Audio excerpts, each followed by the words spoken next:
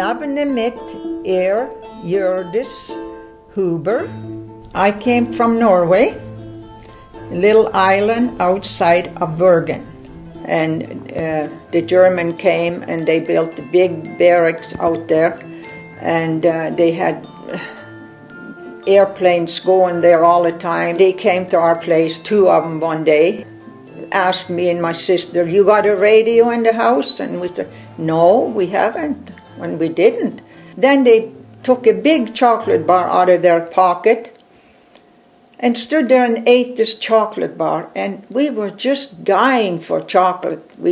But they wouldn't give us any. They just made us feel terrible.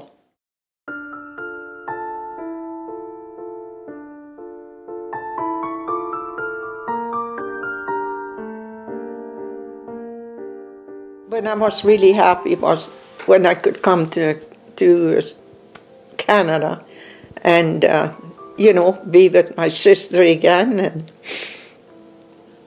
and we I met a lot of nice people.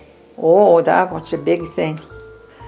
I had to go to Bergen the night before, and we stayed in Bergen overnight. My mom came along with me, and a lot of my friends came along and to visit and say goodbye, and this big ship was laying down there on the water, and I was thinking, and I am going to go on that big ship. So Mom was telling me, she said, you got to be ready for big waves out there, because those waves are as big as our house. And oh my goodness, but I wasn't scared. I just figured there was nothing to it. But boy, when we come out in the middle of the Atlantic Ocean, it was different. Oh, they were high.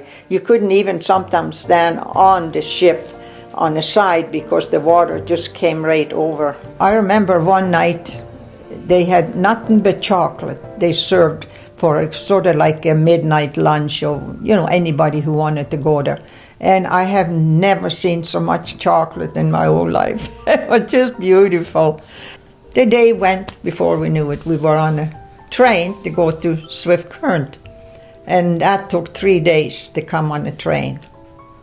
A lot of my uncle and aunts and cousins and grandma was in Swift Current.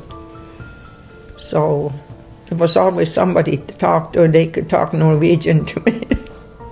Took me a while before I could learn the English.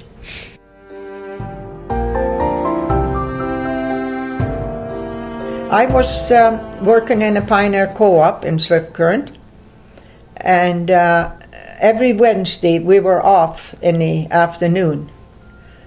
And then we all had got together and we were doing curling.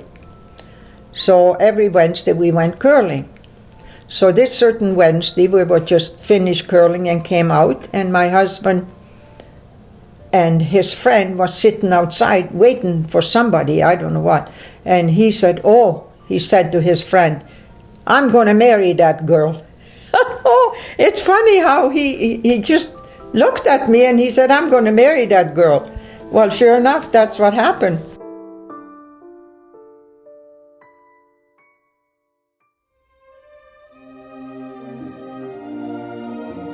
He passed away in April of 16. He went to see a doctor. He wasn't feeling that good, so then the doctor said, "Well, you could live for a year, you could live for 4 years." So he lived for 4 years after. And he died from cancer. And he was a very good man.